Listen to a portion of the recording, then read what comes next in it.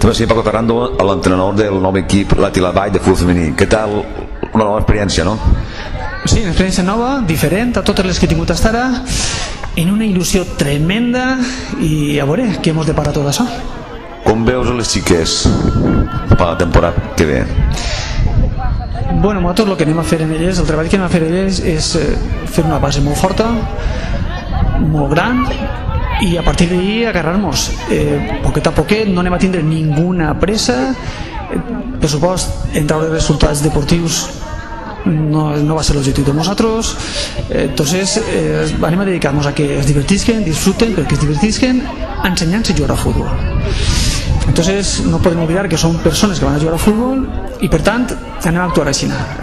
Va ser per diversió, disfrutar, però progressant, per supost, i els diumenges a competir.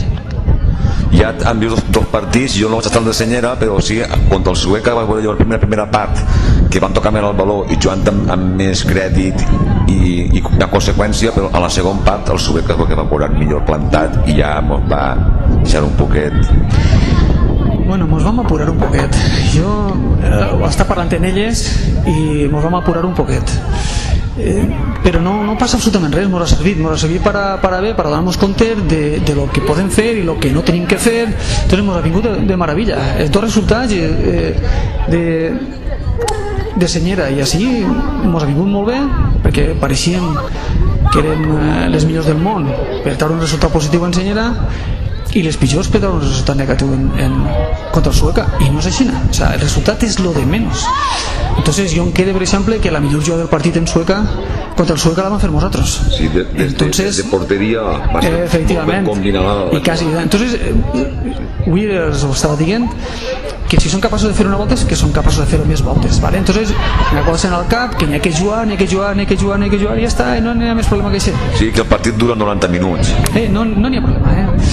L'únic que passa és que la mentalitat n'hi ha que canviar-la un poquet, perquè elles pensen que no són capaces de pensar, i sí que són.